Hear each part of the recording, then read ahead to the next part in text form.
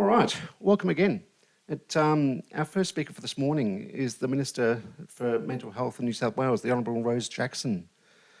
Rose Jackson is a Labor member of the New South Wales Legislative Council and Minister for Mental Health, Housing, Homelessness, Youth, Water and the North Coast.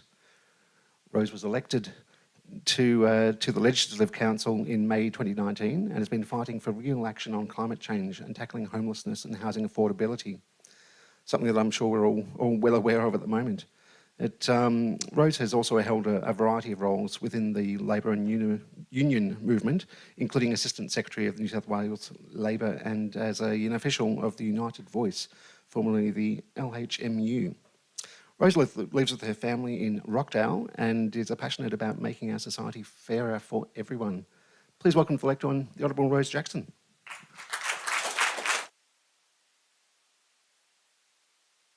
Thanks so much, Dave.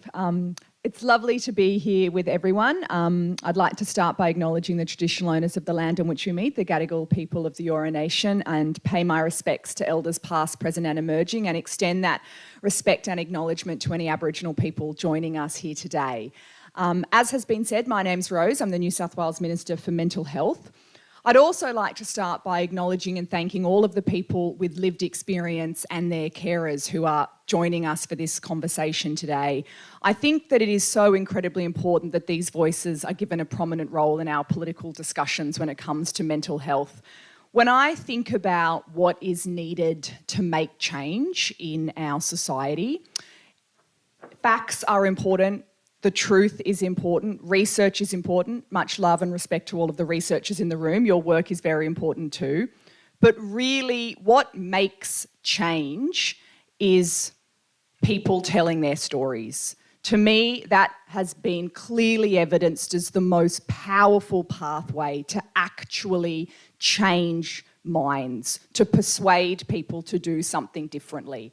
It's got to be backed up, of course, by the science and the evidence and the facts and the research, but people being willing to be brave enough to tell their stories and speak their truth is without question the most powerful thing we have as a society to tell a different story about whatever issue we're dealing with, and mental health is no different. So I really do want to acknowledge and thank those who participate in these discussions with courage and bravery to tell their stories, because that is the really powerful change agent that I think we have in this space.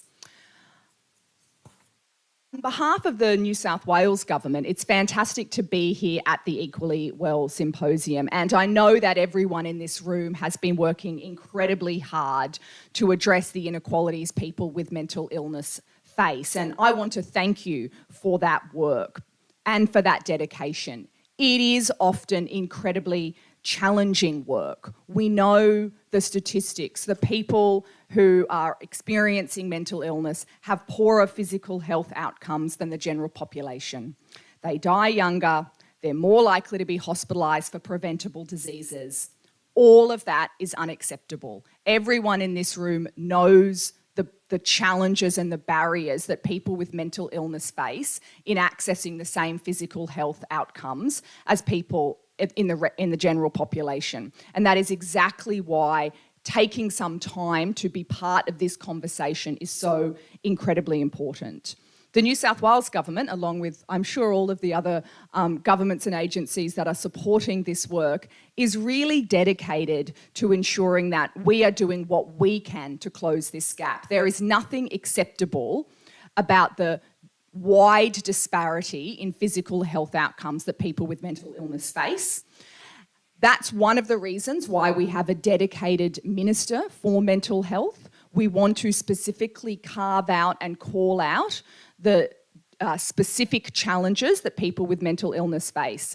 You know, the reality is, and I'm sure everyone who's worked hard in the mental illness space in this room would know, that in the general sort of massive universe of health, mental illness, and in particular the physical health outcomes of people with mental illness, can become a little bit lost, can become a little bit deprioritised, and creating a dedicated and specific space for that conversation, including through the creation of a Minister for Mental Health, is about saying, as government, we recognise that there are specific challenges that need to be addressed, and that we're very dedicated to creating a platform for that work to happen.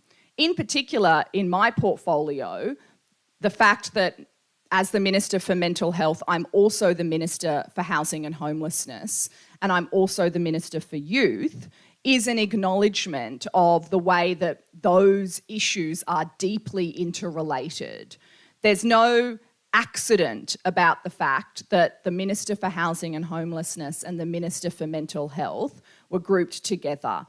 There is an acknowledgement that we cannot resolve the challenges that we face in homelessness, for example, without seriously addressing what we are doing to treat mental illness in our society. There's no accident about the fact that as Minister for Youth, I was also the Minister for Mental Health, because we know that so much early presentation of chronic mental illness occurs between the ages of 12 and 25, and that dedicated resources for prevention at that age can really make a long-term difference. And if we want to try and move away from just treating the crisis, treating the pointy end, and seriously invest in some of those longer-term drivers that can really make change early and prevent escalated mental health issues, that having someone who's also the Minister for Youth is a really great opportunity to lean into those linkages. So that's a little bit about what the New South Wales government is doing to ensure that these issues are addressed in a comprehensive way. The importance of your work is very clear to the New South Wales government, and we know that we can't do what we can't achieve our full goals in terms of our aspirations without a partnership with you. That is a really clear point that we keep emphasising again and again in our work. The partnership between government and researchers and people with lived experience and their carers is so critical to the work that we want to do to try and make this situation better for people in New South Wales. And I think a great example of that today is going to be the launch of the new resource that the New South Wales government through the Mental Health Commission, and I acknowledge that the New South Wales Mental Health Commissioner, Catherine Lowry, is with us. The new resource that is being launched in collaboration with the Mental Health Commission and Mind Gardens to provide a really clear roadmap for people who are experiencing mental illness to have their physical needs and physical illness issues addressed as well. And Professor Jackie Curtis is here, and she's going to talk about that in more detail, and I'll leave it to the experts to talk with expertise. But it's an example of a piece of work that is very practical, that is very meaningful, that is really intended to make a difference, but that can only exist and be developed through partnerships from the New South Wales government and expert researchers in the space. So it's really exciting to see yet another resource of that type launched and available today. It's really fantastic to have experts like Professor Curtis and others working with the New South Wales government to bring these resources to life, because as we know, it's not just about talking about having these things exist, it's actually bringing them into existence, and none of that is possible without that collaboration and that partnership. I think the power of working together is also something that we're really leaning into in our partnership with organisations like Being, with organisations like the Mental Health Carers, with organisations like the Mental Health Coordinating Council. All of these organisations play an incredibly important and direct role with the New South Wales government in co-designing some of our responses to mental health. The Aboriginal Health and Medical Research Council is also a really important partner, and I understand Matt Trindle, who's the Director of Aboriginal Mental Health at New South Wales Health, is going to speak later today about some of those really important transformative partnerships that the New South Wales Health Aboriginal mental health team have developed alongside the Aboriginal Health and Medical Research Council. So that's just another practical example of that partnerships. It's not just about saying we're for partnerships, which we are, it's about actually demonstrating that with real life work and real life examples. So those are just a couple from the New South Wales government of the kind of examples of that collaboration that we think are really important. It's partnerships with peak bodies, it's partnerships with our researchers, it's partnerships with people with lived experience, it's also partnerships with other governments. And I think one of the things that the New South Wales government is really committed to is ensuring that those silos that can definitely exist between the states and between the states and the Commonwealth are broken down. And I don't need to tell anyone in this room how frustrating some of those gaps, those overlaps, those duplications, those silos can be. We see it too. And we are really dedicated to trying to work better across the states and with the Commonwealth to ensure that the system operates better for the people who need it. Because of course they couldn't care less what level of government is funding projects or what level of government thinks it's responsible for what, or where a river happens to lie that separates one state from another. The issues of mental illness and its relationship with physical illness, they don't care about state boundaries, they don't care about vertical fiscal imbalance. All of those concepts are completely irrelevant for the people who rely on us getting the service delivery right. And we know that. I mean, it doesn't mean that those issues aren't still challenging. It doesn't mean that there's not still those tensions as we bump up against each other. But I really want to let you know that we see and acknowledge that challenge. And so when we use a kind of buzzword like partnerships, as I said, I don't like to use those words in a kind of meaningless or empty or flippant way. I mean, it's so easy for a politician to get up and say, we care about partnerships. Well, what does that actually mean? Well, it means funding those partnerships with our experts that we've discussed on the ground here in New South Wales, but it also means genuinely spending the time to figure out how to work better with the Commonwealth and how to work better with the other states. So that's how I try and put meat on the bones of those concepts that can be a little bit meaningless if they're just kind of used flippantly. The other partnership that I think is really important is the partnership that we have across agencies in New South Wales. And as I said, I've mentioned the role that I have trying to bring together at least the challenges of housing and homelessness and mental health, but we know that it's broader than that. We know that if we're seriously going to address mental illness in New South Wales, it's not just about housing, for example. It's about what resources are available in our schools.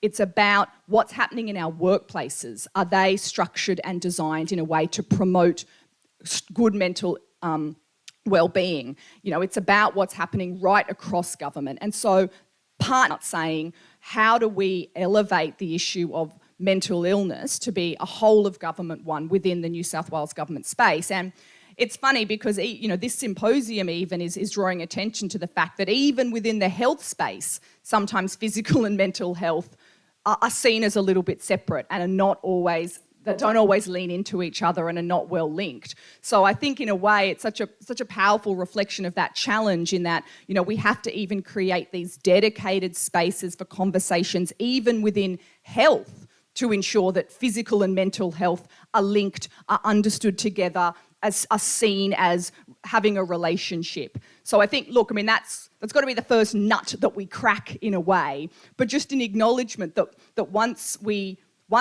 crack that nut or start chipping onto it, the New South Wales government acknowledges that there is so much more that needs to be done, even within our government, to ensure that people with mental illness have good physical health outcomes, but they have sort of good broader social, economic and community outcomes as well. And so always really willing to be part of conversations that lean into that issue as well.